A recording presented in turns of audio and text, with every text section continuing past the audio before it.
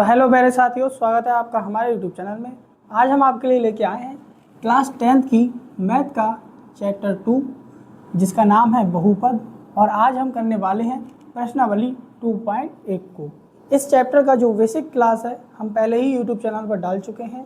जिस साथी ने नहीं देखा है वह जाकर के अपना बेसिक क्लियर कर ले। तो आइए प्रश्न देखते हैं। इसमें कहा है निम्नलिखित बहुपदों में से प्रत्येक बहुपद के लिए P0, P1 और P2 ज्ञात कीजिए। हमें इसमें जो पहला सवाल दिया है वह दिया है Py बराबर y square minus y plus 1। यहाँ पर P0, P1 और P2 से यह मतलब है कि जिस बहुपद में कोई चर दिया है तो उसकी जगह पर P0, 0 का मतलब है कि हमें उसकी जगह पर 0 रखना है। 1 का मतलब है कि चर की जगह पर 1 रखना है। इसी प्रकार यहाँ पर 2 दिया है तो यानी कि जो भी चर है उसकी जगह पर कितना रखना है, 2 रखना है। तो आइए करते हैं सवाल को। सवाल हमारा एक है, प्रश्न 1 का सवाल 1 जो दिया है P y बराबर y square minus y plus 1 और हमसे कहा है कि हमें इसमें ज्ञात करना है P0, P1 और P2। तो मैं इसको एक ही बार में रख देता हूँ। P चर पद। चर पद से मतलब है कि इसमें जो यहाँ पर y दिया है इस वाले बहुपद में, तो हमें y बराबर 0 रखना है, y बराबर 1 रखना है, y बराबर 2 रखना है। तो मैंने यहाँ पर डायरेक्ट चर पद लिखा है। इसके बराबर में रखना है पहले 0, फिर 1 और फिर 2। तो 0 रखेंगे, रखते हैं P0 बराबर y स्क्वायर यानी कि 0 का होल स्क्वायर माइनस 0 प्लस 1। जब 0 का स्क्वायर करेंगे, स्क्वायर करें, क्यूब करें, इसके गुणा कराएं, कुछ भी कराएं, आना इसका आंसर 0 ही है, यानी कि 0 आ गया। Minus 0 plus 1। अब यहाँ पर देखिए ये 0 0 जोड़ेंगे या घटाएंगे तो 0 ही आएगा, और 0 में 1 को जोड़ेंगे तो क्या आ जाएगा, आंसर 1 आ जाएगा। इसी प्रकार रखते हैं P बराबर, अब रखेंगे 1 को 1, तो यहाँ पर y स्क्वायर यानी कि 1 का स्क्वायर माइनस 1 प्लस 1।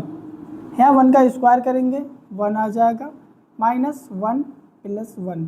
माइनस 1 से प्लस 1 कैंसिल, यहाँ पे फिर से आ गया 1। यानी कि जब हमने P के बराबर 1 जो चर पद है उसके बराबर में 1 रखा तो भी हमारा आंसर 1 आया, और 0 रखा तो भी हमारा आंसर 1 आया।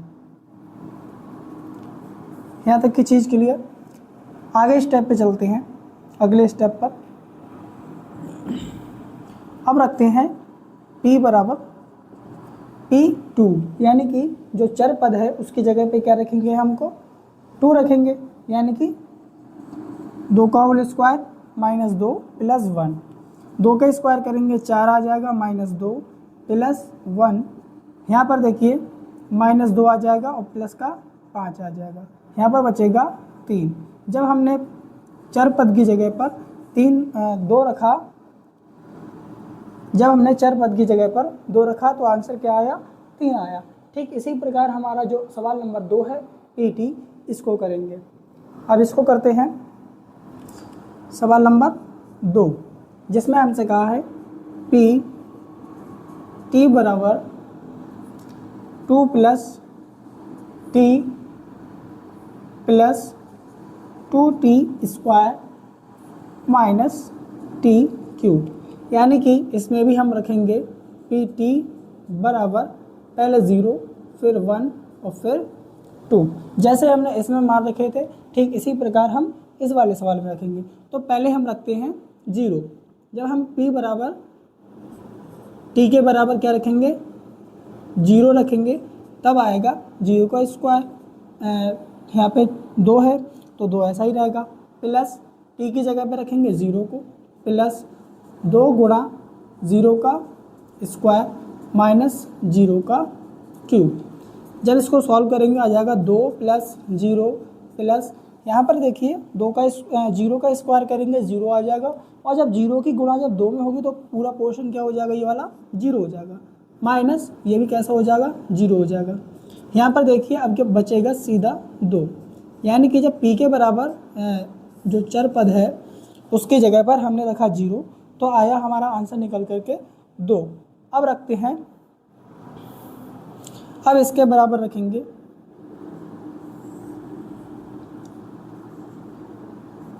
pt, यानी कि t की जगह पे अब रख रहे हैं 1। जब 1 रखेंगे तो आ जाएगा 2 प्लस t की जगह पर 1 प्लस 2 गुणा t की जगह पर 1 माइनस t की जगह पर 1। अब इसको करेंगे सॉल्व, यहाँ आ जाएगा 2 प्लस 1 प्लस यहाँ पर देखिए 1 का स्क्वायर करेंगे 1 ही आ जाएगा, और 1 की गुणा जब 2 में होगी तो क्या आ जाएगा 2। यहाँ पर आ जाएगा -1। यहाँ पर देखेंगे -1 से +1 कैंसिल हो जाएगा, 2 और 2 4। p के बराबर जब हमने जो चर पद है उसकी जगह पर हमने रखा 1 तो हमारा आंसर निकल के आया 4। अब चलते हैं अगले स्टेप पर, हमें रखना है t की जगह पर 2। जब t की जगह पर 2 रखेंगे तो आ जाएगा 2 प्लस t की जगह पर 2 प्लस 2 गुणा 2 का होल स्क्वायर और माइनस 2 का क्यूब। आगे इसको सॉल्व करते हैं, यहाँ पर 2 और 2 4 हो जाएगा, प्लस 2 का स्क्वायर 4 और 4 की जब मल्टीप्लाई होगी 2 में तो आ जाएगा 8 और यहाँ पर 2 का क्यूब यानी कि 8 और 8 से 8 कट जाएगा, यहाँ बचेगा 4। यानी कि जब हमने चर पद की जगह पर 2 रखा तो भी हमारा कितना आया, 4 आया। इन सवालों में हमसे यही पूछा था। आगे जो सवाल हैं वो भी सेम इसी तरह से होंगे जो आपकी NCERT बुक में दे रखी है। अब चलते हैं सवाल नंबर 2 पर, जिसमें हमसे कहा है सत्यापित कीजिए कि दिखाए गए मान निम्नलिखित स्थितियों में संगत बहुपद के शून्यक हैं।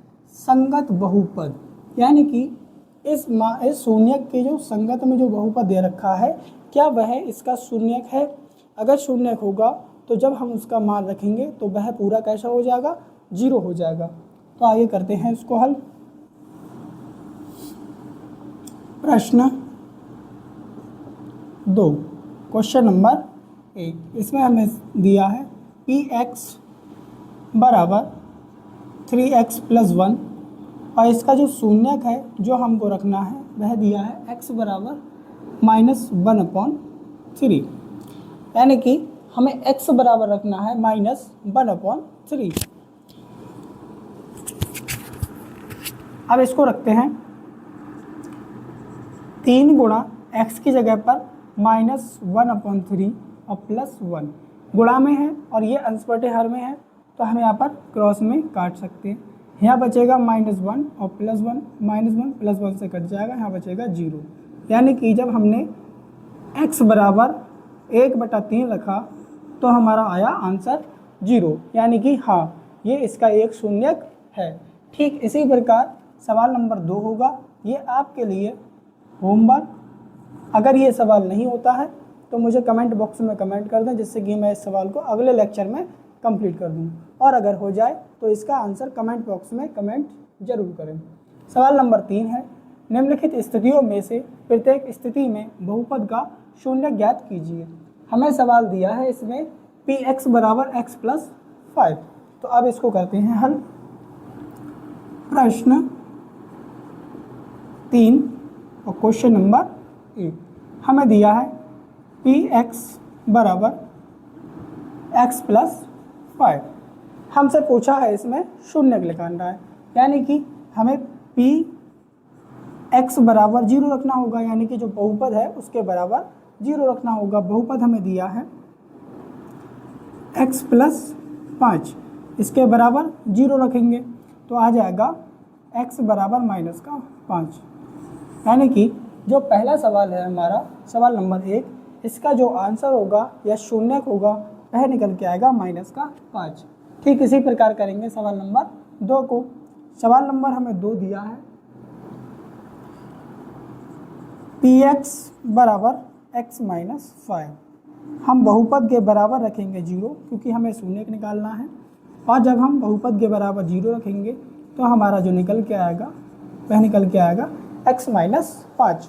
ये बहुत इजी सवाल है और ऐसे सवाल केवल बहुविकल्प में पूछे जाते हैं जो 1 नंबर में आती हैं। इसी प्रकार करेंगे सवाल नंबर 3 को। सवाल नंबर 3 हमारा है px बराबर 2x प्लस 5। हम रखेंगे px बराबर 0 तो आ जाएगा 2x plus 5 equal to 0। x बराबर 5 उधर जाएगा, माइनस का 5 हो जाएगा और ये 2 गुणा में है, ये भाग में पहुंच जाएगा, यानी कि जो इसका शून्य निकल के आया वह निकल के आया -5/2। ठीक इसी प्रकार सवाल नंबर 4 होगा।